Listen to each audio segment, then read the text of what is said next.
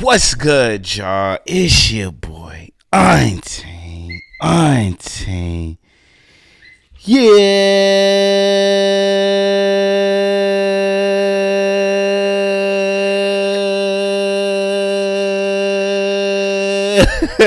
Boy.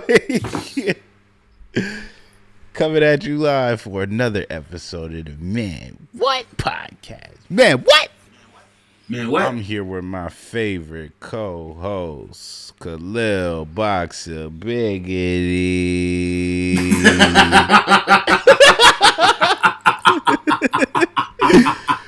What's going on? Barks and Biggity, barks and Biggity, barks and Biggity, barks. You feel me? What's going on, man? Man, it's a good old Thanksgiving, man. You feel me? Happy Thanksgiving. Yes. It's me, Happy Thanksgiving, man. the rapper eater. Shout out. No homo. Whoa. So it was. So you telling me it wasn't crazy when Wayne said it? That's crazy. I ain't gonna lie. Looking back, them lines are kind of crazy because I was listening to We Taking Over, and everybody knows that's the Wayne verse that kind of like stamped him. Like everybody was waiting for that last verse. Wayne was like, that didn't stamp him, but like that was like the verse of that year. But the first line in that verse, he says, "I am a beast. Feed me rappers or feed me beats." And when I hear him say he eats rappers, with today's slang of like eater, it just don't hit the way it did back in 07, bro. I ain't gonna lie. Man, we too old for that, man. We too old for all of this pause and all of this other doohickeys, you know what I mean? All the no Diddy's. You need to get on your shit, nigga. Don't never disrespect Wayne Wiggity like that, nigga. Did this nigga just say a doohickey? Y'all. Don't never disrespect Wayne Wiggity. Get y'all brother, man. This nigga said doohickey. Come on, man. Yo, family, don't never get on tell your me shit, fam. Anything. But hey, anyway, family, don't never tell me something was a doohickey, fam. Anyway, shout out to all the new fans. Shout out everybody on TikTok, Instagram, yes, YouTube. You know, wherever you catching the pod, wherever you catching the clips. Shout out to you, man. We love you. We appreciate you being here for the show today. This is a special Thanksgiving edition. It may be tomorrow when we drop this shit, but just know we shot it on Thanksgiving. So, salaikum salam, haram, haram. You can't do that, bro. I'm sorry. Come on, man. You can't do that. I'm sorry. It's cool, man. I shout out to all our Muslim brothers and sisters out there. Don't eat ham, it's haram. It's haram. Okay, so come on, man. What's up? What you eating? What you eating today, bro? You supposed to intro the pod, bro. I already did the intro. What we eating though? It's Thanksgiving. I'm trying to see some macaroni. I'm trying to see some green beans. I'm trying to see some neck bones. I'm trying to see some turkey, some ham. Like, what's up? Look, we got all that, bro. We got all that cooking right now. You know what I'm saying? We got the greens on the stove. We got the mac and cheese. It's already ready. It's ready for niggas to go ahead and dig in. With that turkey, it's in the oven right now. Everything pretty much coming together how it's supposed to be coming together. We're going to watch some football today, man. We're going to gather around the TV, spend some time with family, man. Eat some sweets, man. You know what I'm saying? Have a couple drinks. And we're just going to vibe out today, man. It's another blessed Thanksgiving, man. Like, once you make it through so many Thanksgivings, man, I ain't going to lie, man. You just be... It don't even be about the specifics of it all, bro. It just be like, all the people that are important around. Am I talking to the people I love today? Am I eating some good food? Do I got a roof over my head? Is it all good? If all the answers is yes, then, bro, this is a good Thanksgiving to me, man. I got all the people I love around, you know what I'm saying? So I can't even be mad. I feel like as long as you spending time with the family on Thanksgiving, I feel like out of all the holidays on the calendar, Thanksgiving is that one specific holiday where the theme of it is being festive with your family, right?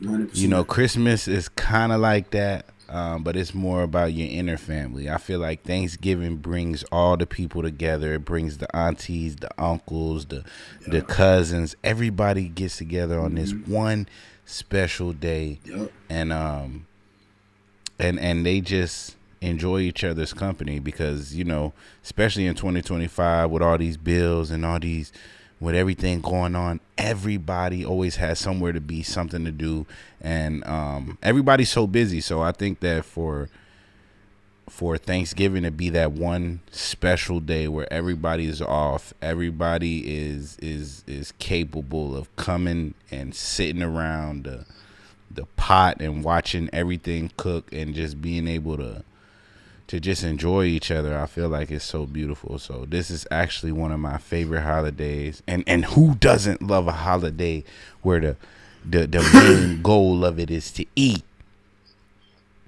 If y'all know me, y'all know I'm gonna eat some good food. You feel me? So hey, that's all good and well, nigga. But let's talk some shit real quick. What's one thing growing up that you absolutely hated about Thanksgiving? Like, what's one thing you just dislike altogether? Man, when the crazy aunt come over, y'all really been trying to stay away from her ass for the longest. But this is Thanksgiving, so everybody got to come together. And when she go ahead and get a little drunk, and she start flipping people's plates and just talking shit and airing out. Hey, if you got a family with the people that sit around, they waited all year just till everybody could get in a present, and they want to air out all the family business. They want to air out all the family secrets and tell everything that been happening the last year. But it ain't nothing good. It's all gossip and it's all bad. Nothing good. It's never nothing good. It ain't never nothing good. Nah, for sure. For shit show. I ain't gonna lie. This what I hated about Thanksgiving growing up, bro. Most of the time, we would have Thanksgiving at our house. You know what I'm saying? So, like, if you had Thanksgiving at your crib, you know you got to put your best foot forward. Your mama on your ass about cleaning the bathroom, your room, the hallway, every little speckle of dirt that a nigga could see with the human eye. Your mama wants you to clean it up. On top of that, niggas gonna come over there. It's gonna be a whole bunch of motherfuckers in your room, fucking it up, and you just thinking like, damn, after these motherfuckers leave, I gotta clean all this shit up, bruh. All of it. So, I remember just being a kid and everybody come over to the house, and I knew, and I was having a good time in the moment. But I knew once they left, nigga, it was janitorial time, nigga. You gotta take out the trash. You gotta bye. You might not go to sleep until like 3, 4 in the morning fucking around on Thanksgiving. Just clean it after niggas leave. So that's one thing I used to hate about Thanksgiving growing up. But it's also, crazy enough, the one thing I miss about Thanksgiving today. Like, I miss the camaraderie, like everybody being able to show up and, you know, convene and seeing everybody. And, you know what I'm saying? That's one thing I miss about it, but that's also the thing as a kid that I hated about it. So it's just ironic how that has a little twist and turn into it.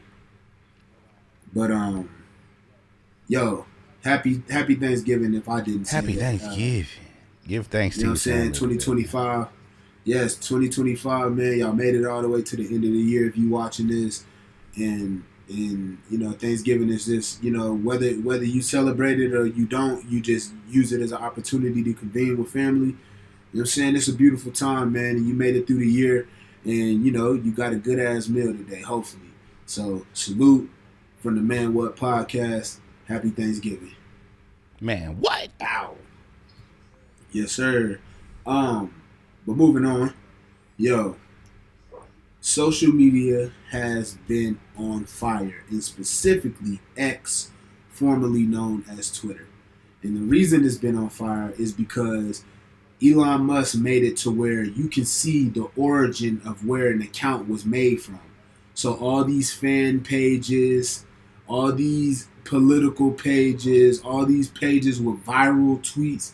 People are looking at the origin of these tweets, and a lot of these motherfuckers from India. You niggas be from India with Kendrick Lamar pages on that bitch saying nigga cussing up a storm. So a lot of people got exposed as white, while nigga using our verbiage, pushing narratives on our people. And I thought it was super interesting, man, because um, I don't know why Elon Musk did that, but the fact that he chose to do that is actually like, I don't know his point with it, but I think it's just like very ironic that all these pages pushing hip hop narratives, saying their opinions, cussing with people, saying nigga this that, and then we find out that they not even black. But one of the most important ones was the fact that, you know, there's a lot of pages with like if you're talking about like homeland security and shit like that, right?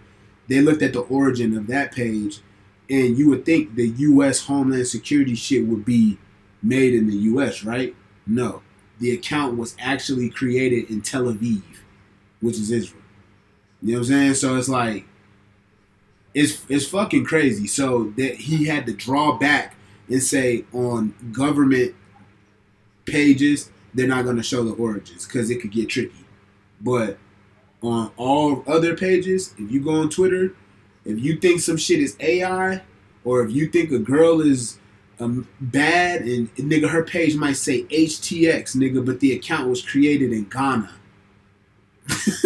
So like, it's just funny, man. It's like people on there selling shit. They selling fake pages. They selling this content, this that. So I don't know if you seen it, but what's your the take crazy on thing this? is the internet has always been that way. It's always been fake, right? And Of what I mean course. by fake is the internet is somewhere you can log onto your phone, log onto your computer, and hide behind the screen.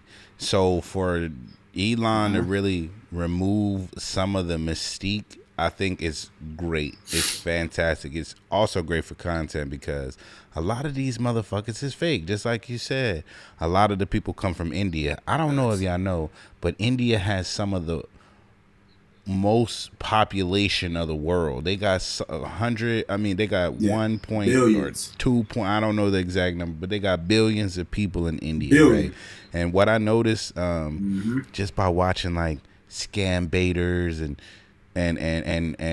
shit where Indians are scamming people. Not saying all Indians are scammers, but what I am saying is a lot of them speak English. A lot of them are immersed in the American culture. Though they're in India, they know how to speak English. They know the slang.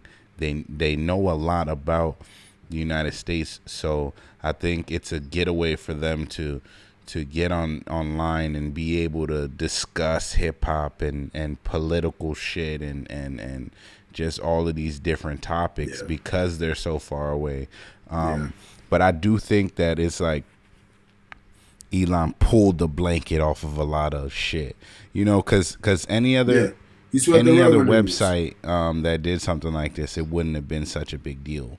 But being that it's one Yeah. of the main social media platforms, Twitter, where people get on and speak their opinion, I feel like for you to really see where a lot of these people are, it kind of downplays their opinion because it's like, okay, you're talking about fucking American politics, but you're from Ghana, but you're from India, Yeah. but you're from Russia or Exactly. whatever. You know what I mean? So, long story short, I just feel like the internet has always been a place for people to come and hide, and I feel like when the Yeah. sheet gets pulled off of a lot of these accounts, everything starts to scatter. You Yeah. get to see how so many people have opinions, but instead of them just being themselves and speaking their opinions, they rather hide behind different profiles and different things like that, and then they're able to spew their 100%. opinions as a make-believe 100%. person. You know what I mean? So Mm-hmm. I feel like it was a great thing. We needed this. And a lot of you bitches and a lot of you motherfuckers that's scamming and faking like you're something that you're not, get the fuck off the internet, bro. Go live your real life. Stop getting on the internet and pretending that you're other people. Stop getting on the internet and speaking about shit that you know damn well in real life you would not speak about. I feel like it's crazy. People get online and they feel like free, like they can say whatever and be whatever, and it's just not true. So don't believe everything you see on the internet. Yeah, I mean, I think the most egregious part of it is that, these pages can make tweets, and these tweets go viral and reach millions of people, right? And then shit like that can indirectly or directly influence elections here. You know what I'm saying? So like, you're giving your opinion about some shit that you don't even necessarily have to live through. You feel me? So like, that's why it's dangerous. Letting people from other places and other, like, I think, like, again, like you said, Elon swept the rug from under niggas, and now you can't hide behind this account, because if you're now giving your opinion about America, we could clearly see you're from Ghana, or you're from India, or you're from South Asia, or you're from Austria or some shit.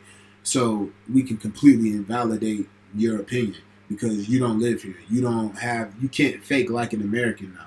You can't cosplay as that. We know the truth. So, I think it's dope. I think it's actually funny because, again, you got all these people who are non-black being exposed as like, cosplaying as black, and you got people who are cosplaying as like American leaders or like American patriots, and y'all motherfuckers from across the pond. So yeah, I think it's interesting that Elon did that, and I think it makes for great fucking content for sure. So salute. Moving on. Wanted to say shout out to Shedeur Sanders, man. His first starting game in the NFL, he played against the Raiders, which was also, funny enough, another team that was up to get him, and then they skipped him. He walked in there, put up 200 yards, threw a touchdown, had an interception, but he won the game. So the Browns have named Shedeur as the starting QB for another week. And we're gonna see what he do, man. I think it's dope. I think it's dope that he's able to showcase his talent after being kind of played like that. Because if y'all watched college football last year, one of the best QBs in college football was Shedeur Sanders. You know what I'm saying? He was going out there. He was probably a top 3 quarterback in that draft, but he didn't get drafted until the 5th round by the Cleveland Browns. And there's just a whole bunch of talk about whether there's like people are conspiring to see him fail because of his dad and the confidence that he carries, the things that he comes with. Like, Shedeur Sanders is a whole personality, a whole, like, you're not just bringing him, like, you're bringing the Sanders family, the Sanders name into a situation. And I think a lot of NFL player or NFL owners, that rubs them the wrong way. So to see him go in and actually prevail and actually be good and catch a win, I think is dope for Shedeur. I think it's dope for him to do that, knowing the odds are against him. And I just want to say, the Cleveland Browns head coach, you're a hater ass nigga, bruh. You're a hater, my nigga. I don't know your name, but to the Cleveland Browns coach, you're a hater, gang. And I want to say that because the nigga threw 200 yards, a touchdown, and went out there and won the game with a clutch-ass play. In a clutch-ass throw. And y'all going to give the game ball to Miles Turner. Now, I'm not saying Miles Turner don't deserve it. Miles Turner's a fucking beast. Like, that's bar none. But even Miles Turner got that game ball like, nigga, I know this supposed to be yours. So niggas in a locker room with a staff that don't even really fuck with him, and he's still prevailing. So shout out to Shedeur, my nigga. You know what I'm saying? We riding with you, bro. I agree. Because when Shedeur was drafted, they basically tried to play him. You know what I mean? As far as him getting drafted in the spot where he rightfully should be. And I think it was a lot to do with, just the controversy of Coach Prime and everything that was going on You know, it was like questionable whether he was like a shoe in for it or did he really earn it? You know what I'm saying? And I think that now that he's getting the time to really play, I feel like he is a valuable quarterback. Just like you said, he got 200 yards, he threw a touchdown. And that's good. That's good news. You know what I mean? It lets us know that he can produce in the big time. You know what I mean? And I feel like when everything transpired, that was the biggest question of like, can it translate? And a lot of people were comparing him to like the Bronny story about having a superstar dad, and you know, it's not quite the same story, but it's like in a sense where it's similar. You know, people feel like you're just being pushed into the limelight. You're without earning it. You know what I mean? Even though he did have a good career before this, I just feel like right. You know, it's good that he's getting playing time. It's good that he's able to express himself and show his talents, because come on, man, we all, like anybody that was rooting for Shador before he got drafted, we all knew that he could be a valuable spot on any roster. You know what I mean? So for him to be 100%. able to showcase that, I think is really beautiful, and I feel like he has more to prove. I think that now he played a good game, or has been playing a couple of good games. I think that more people are going to have faith in him. He's going to get more minutes. He's going to get more playing time. You know, it may not be the key moments of the game just yet, but I feel like if he shows improve enough that, you know, even if it doesn't happen on this team, I feel like, you know, when it's time for him to be able to move around, I think another team will really be looking at him as the first option. You know what I mean, as far as quarterback. So Look, man. All I'm gonna say is to that head coach, bruh. If Shador starts winning, they'll get rid of you before they get rid of him. So, you know what I'm saying, it's best you don't act like a dick to him, bruh. Like, actually build with bruh, motherfucker. Anyway, shout out to Shador, and hey, we're gonna watch some NFL football today, man. It's motherfucking Thanksgiving. But we moving on to the next topic. Yo, do you know who Pablo Torre is? Pablo Torre is an investigative journalist who did some investigating, funny enough, and he did some investigating on the Clippers side deal.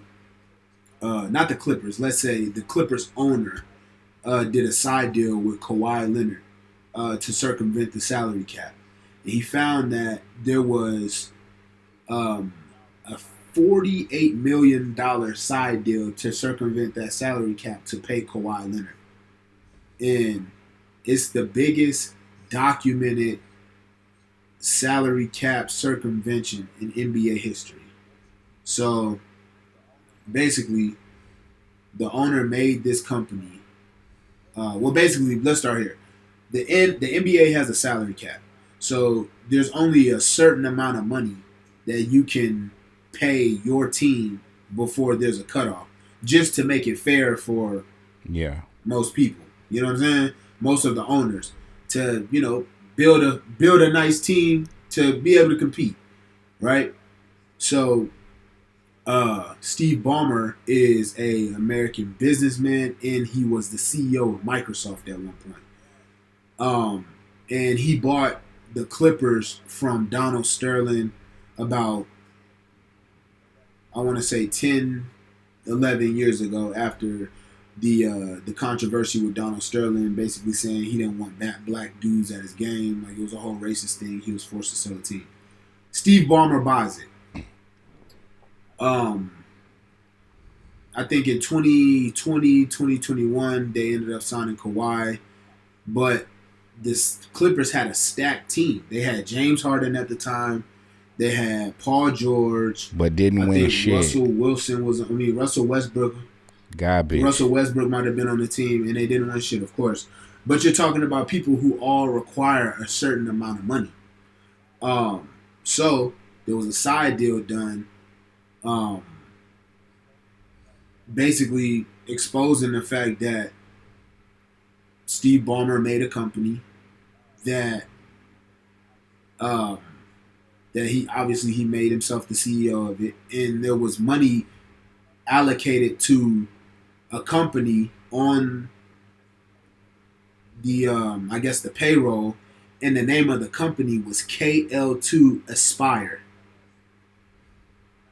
LLC. Now, context will let you know that KL means Kawhi Leonard, 2 is Kawhi Leonard's number, Aspire is his company. You know what I'm saying? So basically, this is public record that this money was allocated to Kawhi Leonard. And that actually proves a salary cap circumvention, which could end in a penalty, forcing Steve Ballmer to sell the team. So a lot of NBA analysts and a lot of like higher ups like that work in the NBA, they're actually trying to cover this story, like just try to, make it smaller than what it is. But I think what makes it so interesting is that in comparison to all of the other NBA owners, Steve Ballmer is richer than all of them combined. he has a net worth of $144 billion. So he can play with a different type of money. I just thought the story was interesting. I did hear about it. Pablo Torres, the person clever who did it. clever way to try to get around a salary cap. Do you think? Yeah. Of course, you could be penalized because as a team, you have a certain amount of money that you're able to spend. Do you think he should? The owner is a billionaire. You're not allowed to use your money per se. You know what I mean? You're only allowed to use. See, but what I'm saying, do you think he should be penalized? Yes, I know he might. I do think he should be penalized because if that's the case, if you can go over the salary cap just because you have X billions of dollars, then we could just build super teams. At the time, that was supposed to be a quote unquote super team, but they were garbage, right? Because they didn't know how to play together. So I think all in all, he should be penalized, and it's kind of like for nothing because he did all that and paid Kyrie extra money when they just fucking lost. You know what I'm saying? He paid him extra money just for them to lose. So it's kind of like a lose-lose situation either way. But I do think that there should be penalties because if anybody with money can just come through and pay the athletes more or pay them over, it throws off the game. It's kind of like with the betting thing. Like you're throwing it. You're doing things that that really mess up the game. And what I mean by that is because the salary cap means that you have X amount of money. If you're able to go over that, then you're able to garner better talent. You know what I mean? Which doesn't make sense because superstars are going to require money. If you're able to go over your salary cap, then you could bring the LeBrons and you could bring the Lucas in and the Shays in. You know what I mean? And you could do it under the table. You know what I'm saying? So it kind of looks like, and then the thing about it is, it looks like they're taking less money, which looks good on the player, but actually you're fucking paying them in a different account. So I think that he should be penalized. Shout out to the journalists that did bring all of this shit to the light, that did the research, that went and found out that he created a different company because it's just not fair. Everybody isn't worth whatever X hundred billions of dollars.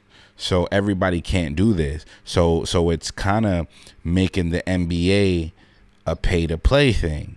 You know what I mean? If you have enough money, then you can get any player you want. You know what I'm saying?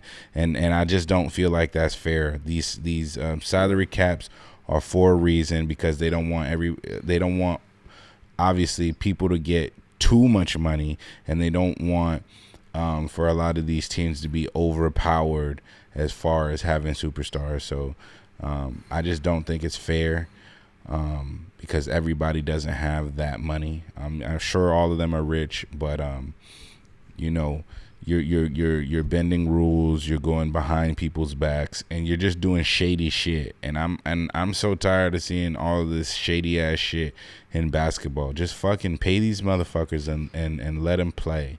Stop all the bullshit behind the scenes. Stop shaving points. Stop trying to pay people extra to get them on the team and shit like that. Because in a sense, that's bribery. If you're giving him this much on the team roster's paper, and then behind the scenes you're like, oh well, I'm gonna give you another $40 million. Just make an account and, bro, that's some shady ass shit. And like I said, I just don't like it. I'm tired of the shadiness in basketball. I'm tired of the shadiness in sports, which there are a lot of shit that go on behind the scenes. But I just want to see the sport being played, and I want to see it being played fairly. Yeah, that's real. That's real. The only reason I really don't care is because, nigga, I feel like all these teams are doing this shit. It's just they did it sloppy. Them niggas did it sloppy. But, bruh, all these fucking owners are billionaires. You think they not throwing a nigga, even if it's not an extra $40 million, like, you don't think they throwing a nigga an extra 600, 700,000, 800,000 there, nigga, a little 2 million here for the niggas who don't got the big contracts, but maybe the owner fuck with them. Like, I feel like all these teams are doing it. It's just Steve Ballmer did it egregiously because he's playing with a whole different type of money. I'm talking about a nigga who's worth $144 billion, and it's not like that money is decreasing. He was a CEO at Microsoft. I'm pretty sure he has vested interest in the company where he gets millions of dollars in dividends per year. My nigga, that $50 million he wipes his ass with. It's just it was just such a big amount of money that it was documented, and then niggas got caught up in it. I don't think he's the only nigga doing this. I just think you try to do an egregious amount. $50 million is not some shit niggas is just going to bat their eye at. That's a lot of money, bro. That's a lot of fucking money. So it's just, I don't think Steve Ballmer's the only one. I think he's just the one that got caught because he was just trying to do too much. Like, you know, when a nigga, like, some niggas are steal a bag of chips, right? Niggas will go in that bitch and try to get a case of water. That's what he tried to do, basically. That's how I feel. Yeah. I just don't agree with it. I don't agree with it. It's sloppy. Obviously, they did it sloppy. Like I said, people. Yeah. Now the betting shit. I think, but it's along the same lines. It's still, I think. Throwing the game. It's these salary caps are like a rule. Nah, it's like not. I said, just you can only have, sir. If you don't have enough space, then you can't get this player. But if you can just forego everything, then you can get whoever the fuck you want. And then it becomes whoever has the most money. And I don't feel like basketball should be about which owner has the most money. It should be about the talent. Let's get back to the actual game. It should be, you know what I mean? Right. Once you start getting into who has the most money and who can afford this player and that player, right, I think it gives an unfair advantage to people with more money, to owners with more money. And I don't think that's right. I think that See, I think this affects the culture amongst the owners. The betting shit affects the culture amongst the fans. Because if I'm betting the over on Terry Rozier to get fucking 12 points because I didn't see this nigga drop 30 or 40 before, and then in this particular game, the under on him is like fucking 15 points, and then he gets out of the game after he scores 12. You know what I'm saying? Or the over on him is 15 points, and he gets out of the game when he scores 14 points. It just feels scammy. Like, and I feel like for all the people that's betting, it fuck up the sport for them, and it fucks up the sport for the people who aren't betting, because now we don't know if the player's in on this or not. Like, I think one weighs heavier than the other, even though I do think the salary cap circumvention shit is unfair, because if you have $100 more billion than I do, like, come on, my nigga, like, come on, like, what we doing here? But on top of that, if I'm putting money into betting and I'm thinking, all right, Terry Rozier, nigga, he gonna get that, and then consistently this nigga just keeps conveniently not covering his spread. Come on, bro. Come on. That shit's gonna tear the game at the seams. But shout out Pablo Torre, because he is the one who did the investigative journalism to figure that out. And I thought that was a super interesting story. Moving on, 50 Cent, he promised y'all, he said it. He said he was gonna come out with a Diddy documentary, and he delivered. It's coming to Netflix on December 2nd. It's a docuseries on Sean Diddy Combs, and I don't know what it's gonna cover. Honestly, I think it's just gonna cover Diddy's life as of recently. I didn't see the full trailer, and I just seen that it was coming to Netflix. 50, I'm not sure what you're doing, because it's not like Puff is gonna be in jail for like a long ass time. The nigga got 3 years, so like. I think Diddy. I think 50 is just trying to hit Diddy while he's down. It's garbage. It's garbage that he's always trying to fucking be. He's always trying to get the one up on Diddy every fucking time, right? For him to put out the documentary, I don't really want to see it. You know what I'm saying? I don't care. I don't care. We all seen the Diddy thing. We all seen everything that transpired with the trial. Yeah. And basically, this is just a fucking over-exaggerated domestic violence case. He wasn't charged with any of the sexual crimes. He wasn't charged with any of that shit, right? So for you to come out with a documentary that's basically just slandering his name, making him look like a monster or whatever, let's just be honest here. Diddy beat bitches. Okay, I think all of this shit transpired from the fucking video that we seen with Cassie. If you think about it, the feds got this case, and a lot of it had to do with certain different lawsuits where people were trying to sue Diddy for this and that and that. Bro, none of them worked. They all, you know what I'm saying? None of that shit worked. So for 50 to I think that he already had this documentary in the making, so he didn't want to scrap it, even though that Diddy was only charged with 3 years or 5 years really.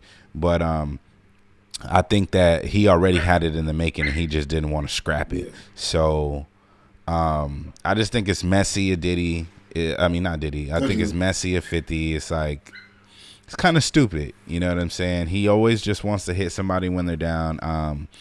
And it feels, though it may be funny to him, I don't really care about it.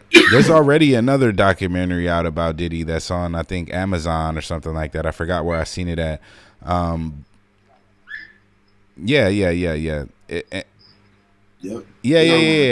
I just don't like the idea. I don't like the idea of putting these documentaries out. You know, if somebody's fucking doing stuff like R. Kelly did, then yes.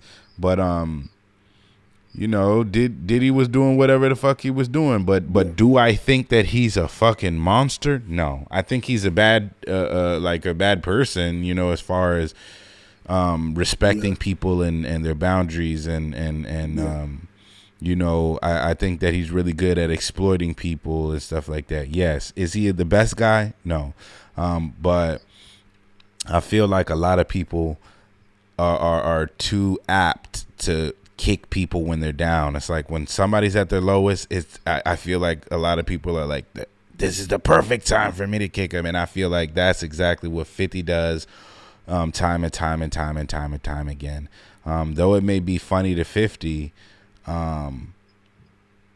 at whose expense? Because just like you said, Diddy's gonna get out in a minute. You know what I'm saying? And I think, and that's why I was saying on a couple of pods earlier that when Diddy gets out, man, he is gonna. It may not be so front forward. You know what I mean? And in the public eye, but Diddy is gonna have a lot of vengeance to wreak. Not saying that. Like I said, he's not the best guy, but a lot of people are fucking slapping him up and beating him up while he's fucking in jail. And I think that when he gets out, Diddy's still going to be Diddy. Diddy's still going to have money. You know what I mean? He's going to have the resources to combat a lot of this shit. it's quiet right now because whether he can see all of it or not, he can't respond as he should. You know what I'm saying? As far as doing shit behind the scenes or however a Diddy-esque type of person would respond. But I just think that when Diddy gets out, there's going to be a day of reckoning. And I think a lot of these journalists, a lot of these people who are kicking him while down, he's coming for them. You know what I mean? So not saying that he's going to do anything to 50 because, 50 got the money and whatever too. But Diddy's coming, bro. Diddy's coming. So all that shit that y'all saying about Diddy, all that shit that y'all posting about Diddy and all of this shit, remember, keep that same energy when Diddy get out. That's all I'm saying.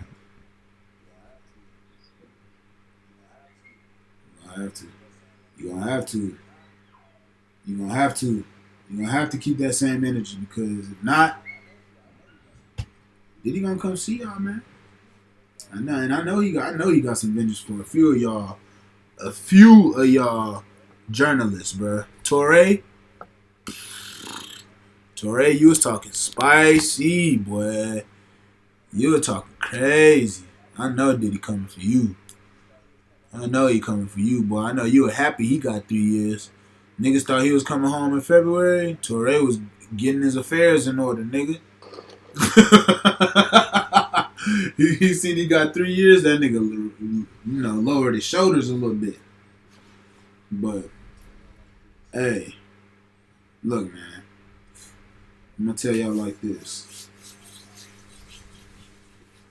That nigga Puff still got a lot of money and a lot of power and a lot of resources for him. So, you was talking that shit. I hope you're ready to stand on that. Feel me? Shit, I might have said something about Puff on this damn podcast I'm gonna have to stand on one day. That's some real shit. It just is what it is. But that's the whole thing about this content shit, man. You gotta say shit you willing to stand on. Don't get on this motherfucker saying some shit and then when you see niggas in person it's brother this, brother that. Nah, don't brother now, nigga. It's time to stand on some shit. You know what I'm saying? That lead us into T-Pain, man. T-Pain said, fuck DJ Khaled, boy. He said DJ Khaled tried to play it like he was his brother, like they was close, like they was this. It was really only business. He only came to me when you needed me. Now, granted, T-Pain, that's music industry shit. You should have known that. But I understand because Khaled come from Florida. You come from Florida. Y'all came in this bitch together. You probably thought it was a way that it wasn't. T-Pain lost a lot of money, had to gain it back. Ain't really seen him with Khaled. Ain't really seen him with Ross. Ain't really seen him with the same people we seen T-Pain come up with. We ain't seen him. We ain't seen that. I haven't seen it. I know for damn sure I haven't seen it. But I have seen T-Pain working with new artists.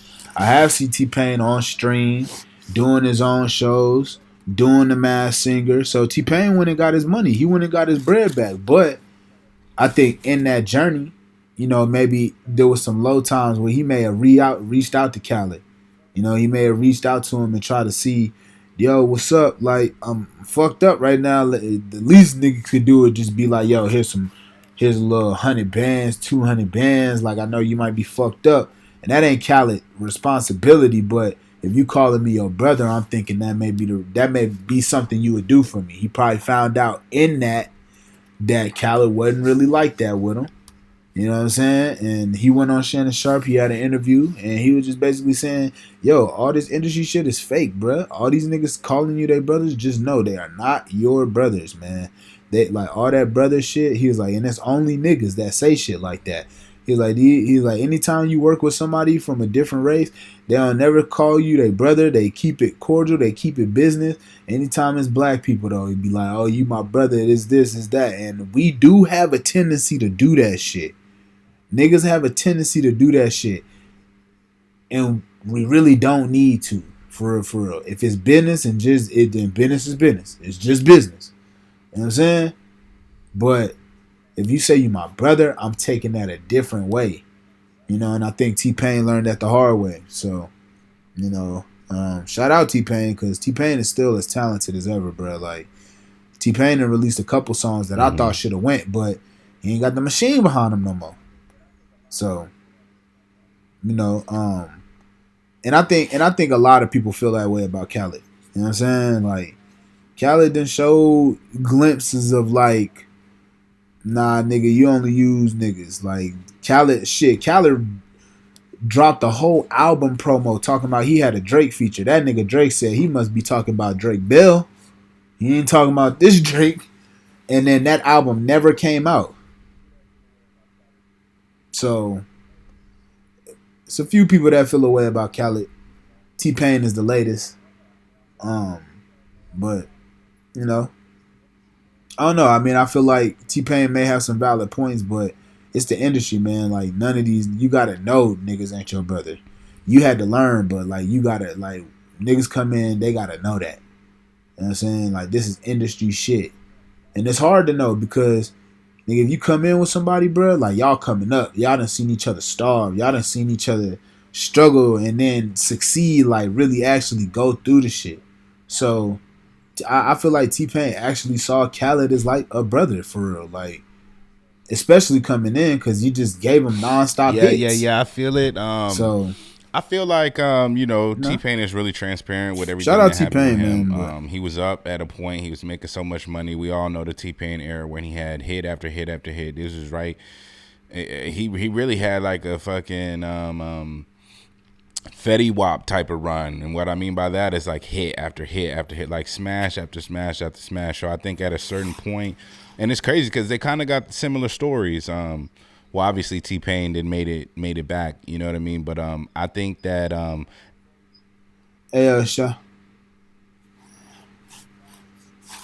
out Fetty. He did not have a T-Pain run. Shout out Fetty though. Shout out Fetty. Fuck with Fetty. You motherfucker. So like I was saying, when I said that he had a T-Pain run, I mean hit after hit after hit. There was a time when Fetty Wap was fucking scorching hot. And though he wasn't as successful as T-Pain, I think he did have a run that was like, because at a certain point, T-Pain had like 6-7 songs back to fucking back that went crazy. Anyway, that's beside the point. The point I'm making is that they made a shit ton of money at the time when they were for a couple years. T-Pain is really transparent with he was spending money crazy and you know just doing a lot of things that weren't conducive to keeping his money. So I feel like I feel where T-Pain's coming from as far as you know, calling somebody your brother, because come on, we already know a lot of people in the industry are fake. And they're with you while you're hot, you know what I mean? While you're the guy, of course, everybody's crowding around you, everybody from the top producers to the top rappers. Yeah. But when it looks like you're falling off or it looks like you're going broke, everybody disperses. I mean, it happens all the time. So I think that when you first come into the industry, a lot of people are naive to the fact that, oh, you know, I'm getting to chill with my idols. I'm getting to work with the people that I've always wanted to work with or that I'm a fan of. And then when you really see the nature of the business and you see that everybody's not really for you, that a lot of people are there for themselves and they're there to get them scorching hot and get them another hit. Because as somebody who stays in the business for a long time and you as for somebody who stays in the business a long time and your main goal is to stay hot, basically. And I think that T-Pain was that for a lot of niggas. He was the driving force, the catalyst to a lot of the hooks, a lot of the hot music that was going on at the time. And like I said, we hear it all the time. Every time an artist is scorching 100%. Hot, everybody's there. As soon as they go down, people scatter away. And you know, to your point, DJ Khaled could have been like, oh, let me do this for you, let me do that for you, but you got to think why. You got to think why. A lot of these people are in the positions that they're in because they're helping themselves. You know what I'm saying? And little do you know, as an up and coming artist, you're really helping them. And, of course. And, you know, it's crazy. I remember a time where Ice Spice was hot as fucking fish grease, right? And she went and she was starting to do songs with Nicki Minaj. You know what I mean? And I always found it weird that Nicki Minaj got on her album, got on Ice Spice's album, right? But when it was time for Nicki to drop her fucking banger album, she didn't have Ice Spice on there. You know what I'm saying? So I really feel like she absorbed the little wave that Ice Spice had and fucking slingshotted herself. You know, so a lot of artists do that. A lot of artists use the momentum from smaller up and coming artists, and they catalyst themselves further of another artist. Yeah, always. Yeah, I mean, shit. That's Kanye and Designer. Like, nigga, Panda was Panda before Kanye even touched. And like I said, it's always Panda. the same thing. Like, look at Like, Designer now. He's still making music. He's still doing his thing, but he's not a superstar anymore as far as being able to drop and hitting Billboard and you know, being on all of these sites, which I don't know if it's his choice or not, because Designer's still pretty dope. But look at Kanye. Kanye's a fucking superstar. It's like they come in. Yeah. You think, oh my God, this is my idol. Blah, blah, blah. They really absorb your wave, and then they just, okay, do your own thing, you know. So I feel like that's what happened with T-Pain. But what I will say is T-Pain does have resilience, and he's a great songwriter, and he's a great singer, and he's a great just musician overall as far as R&B and hip hop. So he was able to restrike the flame. I think that when that did happen and he did lose a lot of his money, I think that at that time he was kind of bitter as far as like talking shit, and I think behind the scenes T-Pain probably talked a lot of shit and, you know, called a lot of people out, maybe like over text or over the phone, and I think that that's why now though he's still able to make good music, he's not able to get back and reclaim that the top spot or you know, reclaim just having multiple hits back to back because of that. I think that once you're scorned and you start talking shit, even though it doesn't get to the public, I think a lot of shit is said behind the scenes, and it makes people not want to work with you even if you're on top. I mean, of course, if you get a hit, then of course everybody's gonna flood in, be fake and whatever, but I think other than a couple of songs and really that Glorilla song that was on her album, I think other than that, T-Pain hasn't really had that breakthrough track that's gonna really put him back to super duper stardom as he was once before. So, you know, hey, be mindful that when you're up, everybody's gonna crowd around you, and when you go down, people are gonna stop and jump and stay on the ladder while they let you fall. So, you know. Yep. Look, that's just how it be, bruh. When you talk that shit, bruh, you gotta be able to stand on that. Back to the Diddy topic, fool. Back to the Diddy topic, my nigga. Like, look, if you gonna say some shit about a nigga, just know that nigga might run into you, bruh. On some real shit, bruh. That's just how it is. Y'all niggas know how this shit go, bruh.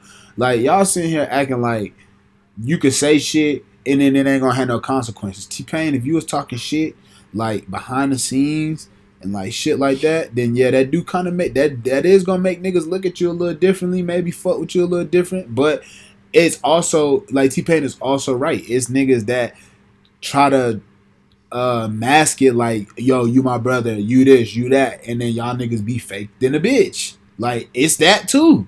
So, you know, it's just by a case basis, in my opinion. You know what I'm saying? So T-Pain obviously was resilient. Khaled, we still trying to see what Khaled gonna do, bruh.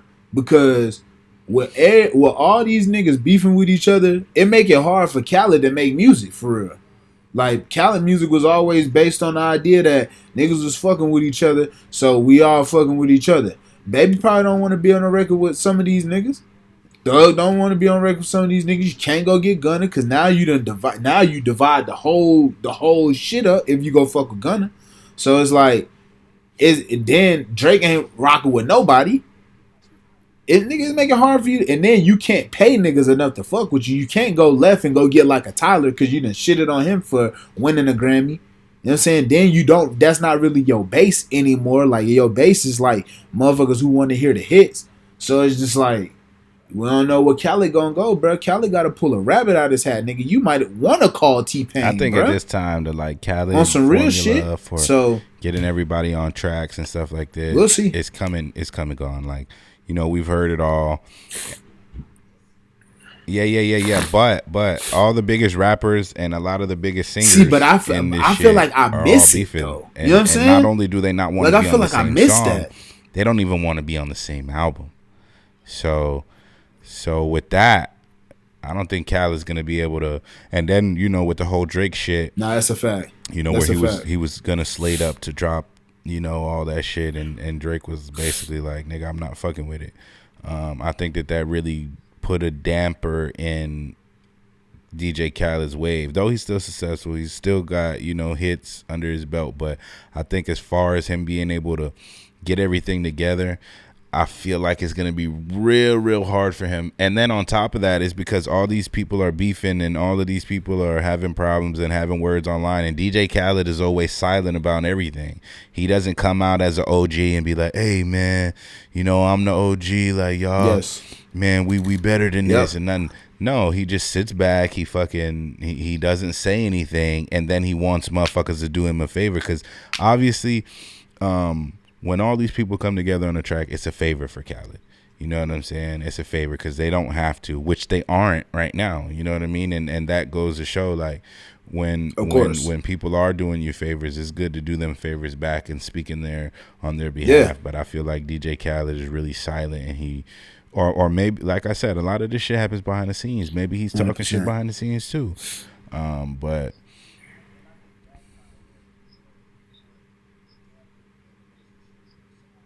Yeah. See, and I think that's kind of what dampened the relationship with somebody like Drake, because it's like, bruh, if you see what I'm going through, you hear this record, like you should come out and speak and be like, nigga, I done did so many favors to you. You should come out and be like, hey, bro, we ain't fucking with that. Like ain't nobody fucking with that. Like that song right there, we ain't fucking with that at all. Like I done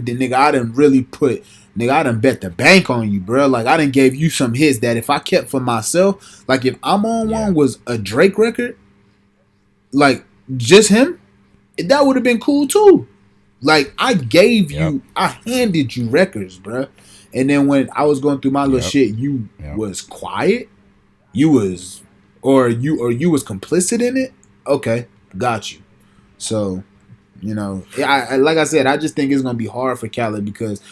Look, Dirk in jail. You can't go grab Dirk and Baby and do that again. I think that was his last hit. Like that, every chance I get, that was Khaled's last one, in my opinion. You feel me? So like, I just think Khaled gonna have to pull a rabbit out the hat, bro. He gonna have to, because musically, I just don't see where it could be, one, beneficial, two, lucrative. So, because it's not like Khaled's independent, he ain't getting it out the trunk. You signed to a major, so you working off a budget, So shit, we gonna see. Shout out to Khaled, and shout out to everybody, doing their thing, man.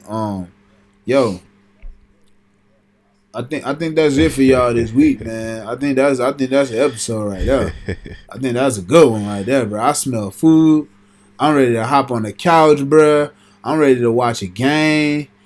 A nigga made me a little plate, food. Like, I fuck with y'all, but come on now. Y'all probably watching this motherfucker right now, eating some leftovers. You know what I'm saying? So you just my name is Khalil Jamal. Another episode of the Man. You know what I'm saying? I'm gonna let my boy Brian go ahead and take us up out of here, man. Yeah, I'm here with Khalil Jamal. It goes down every single time we touch his mic. Y'all stay tuned in for the next episode. This is our Thanksgiving episode, so shout out to everybody watching this right now. Shout out to everybody on TikTok, Instagram. If you made it this far in the program, make sure you click one of these videos to the left or the right. We got so much content, so much more videos coming. And comment, let us know what y'all want us to talk about. If y'all got any topics, DM us, hit us up on Twitter, Instagram, TikTok, it doesn't matter. This is Gam Gam's favorite podcast. She watches every single week. So if you are with Gam Gam right now, eating them leftovers, throw this on the big screen. You know what I'm saying? And let us rock out. Man, we love y'all. Happy Thanksgiving, man. Y'all have a good, great week. We'll be back before you know it. We out. Yes. Another year.